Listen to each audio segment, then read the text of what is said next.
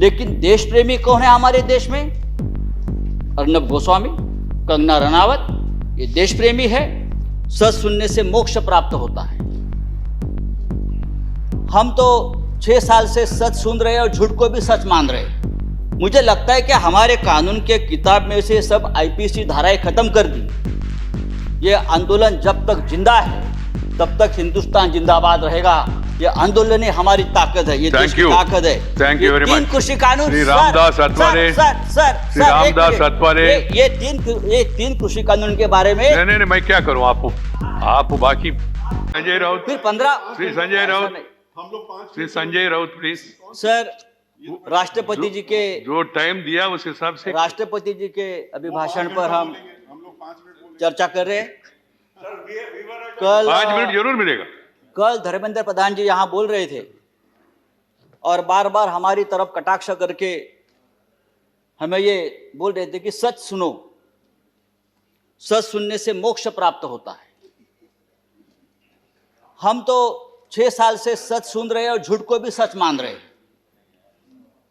लेकिन आज जो चल रहा है हमारे देश में, जो माहौल है, मैं देखता हूं, जो सच बोलता है, जो सच लिखता है, उसे गद्दार, देशद्रोही कह के पुकारा गया, बोल दिया जाता है।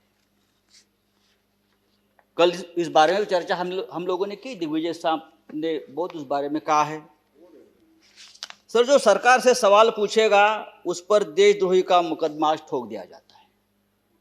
कितने नाम मैं आपको बता सकता हूं। हमारे सदन में संजय सिंह, जो हमारे सदस्य है संजय सिंह, उसके ऊपर देशद्रोह का मुकदमा है। राजदीप सरदेसाई, जाने माने पत्रकार, जिसको हमने सरकार ने पद्मश्री दिया है, पद्म पुरस्कार सम्मानित किया है, उसको हमने देशद्रोही बना दिया है। शशि थरूर, जो यूनाइटेड नेशन में हमारे देश के प्रतिनिधि थे, एमपी है, कैबिनेट में थे, उसको भी देशद्रोही का उसके ऊपर मुकदमा ठोक दिया है। जो सिंघू बॉर्डर पर रिपोर्टिंग करने वाले मंजीत सिंह, धर्मेंद्र सिंह और भी ऐसे बहुत से पत्रकार हैं या लेखक है, उसको हमने इस कानून के तहत, देशद्रोह के कानून के खिलाफ मुकदमा ठोक दिया है। मुझे लगता है कि हमारे कानून के किताब में से सब आईपीसी धाराएं खत्म कर दी और सब देशद्रोही की धारा एक वही रख दी है। डोमेस्टिक वायलेंस हो तो भी देशद्रोह का मुकदमा आप ठोक देंगे। पंतप्रधान मोदी हमारे लिए आदरणीय है। देश के प्रधानमंत्री जी का हम सम्मान करते करते रहेंगे। उन्हें प्रचंड बहुमत मिला है देश चलाने के लिए, हम ये मानते हैं। लेकिन बहुमत जो होता है वो अहंकार से नहीं चलाया जाता। बहुमत बड़ा चंचल होता है। हमारे मराठी के एक संत है तुकाराम, संत तुकाराम, उसने कहा है, निंदकाचे घर असावे शेजारी। उसका मतलब है, जो आपका निंदक है, जो आपके ऊपर क्रिटिसाइज करता है, आपको आईना दिखाता है, वो आपके आसपास रहना चाहिए, उसका घर आपके बगल में रहे। लेकिन आज ऐसा है कि जो निंदा करे, जो टीका करे, आप उसको बदनाम कर देते हो। जैसे किसान आंदोलन, जिस तरह से इस किसान आंदोलन को भी बदनाम करने की कोशिश या साजिश चल रही है, मुझे लगता है देश के प्रतिष्ठा के लिए ठीक नहीं है, किसानों के लिए ठीक नहीं है, हम सब के लिए ठीक नहीं है। 26 जनवरी लाल किले पर तिरंगे का अपमान हुआ, उससे हमारे प्रधानमंत्री बहुत दुखी हो गए, पूरा देश दुखी हो गया। लेकिन लाल किले पर तिरंगे का अपमान करने वाला जो कोई दीप सिद्धू है, वो कौन है, किसका आदमी है, उस बारे में तो आप नहीं बताते। वो किसका आदमी है, उसको किसने ताकत दी है, ये सिद्धू अब तक पकड़ा नहीं गया। लेकिन 200 से ज्यादा किसान इस प्रकरण में तिहाड़ जेल में बंद है और उनके ऊपर देशद्रोह का मुकदमा चल रहा है। 100 से ज्यादा आंदोलक जो युवा है वो लापता है। वो कहाँ है, पुलिस ने उसका क्या किया, उसका एनकाउंटर किया है, क्या क्या मार दिया, वो पता नहीं है। तो ये जो है ये देशद्रोही है, अपने हक के लिए लड़ते हैं। लेकिन देश प्रेमी कौन है हमारे देश में? अर्नब गोस्वामी, जिसके वजह से एक निरपराध व्यक्ति महाराष्ट्र में जिसने आत्महत्या की, कंगना रनावत, ये देश प्रेमी है। राष्ट्रीय नेशनल सिक्योरिटी ऑफिशियल सीक्रेट संदर्भात, उस संदर्भ में उसने जो सामने लाया है पूरा ऑफिशियल सीक्रेट तोड़ दिया हमारा।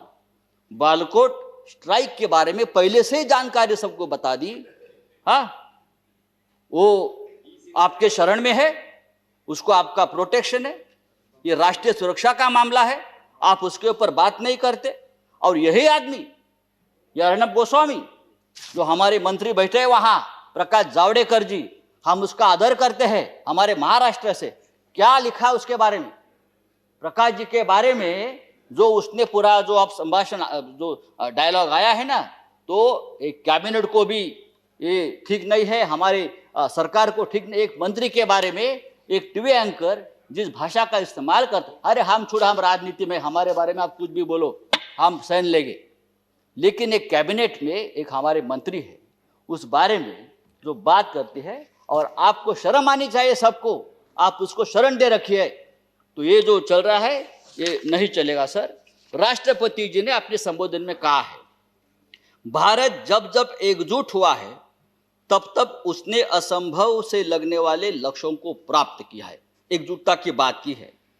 अगर ये बात सच है तो गत 3 महीनों से दिल्ली के सीमा पर किसान आंदोलन की एकजुटता तोड़ने में सरकार क्यों लगी है? संजय जी, हजारों किसान आपका 6 मिनट समाप्त हो गाजीपुर गया। सिंगू बॉर्डर पर अपने हक के लिए लड़ रहे हैं, और आप इस एकजुटता में आपको देशद्रोह दिखता है। प्लीज। चेयरमैन सर, ये पंजाब, हरियाणा और पश्चिमी यूपी का किसान पूरे देश के किसानों की लड़ाई लड़ रहा है। वो सिर्फ 3 राज्यों की लड़ाई नहीं है, और पूरा देश उनके साथ है, तो उनको देशद्रोह कहना ठीक नहीं। ये पंजाब का किसान, हमारा सिख भाई, जब मुगलों से लड़ा तो हम उसे योद्धा कहते थे, जब अंग्रेजों से लड़ा तो हम उसे देशभक्त कहते थे।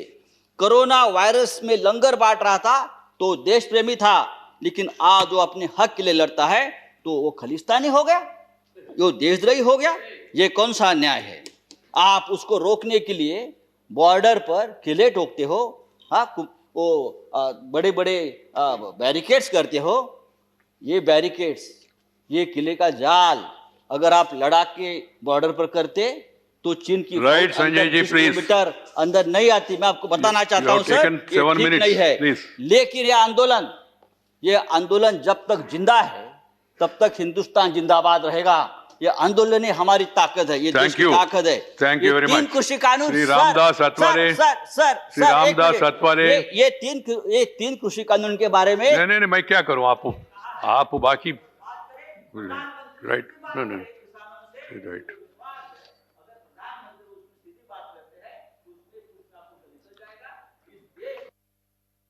ठीक है। Thank you Sanjay ji. श्री रामदास अठवले।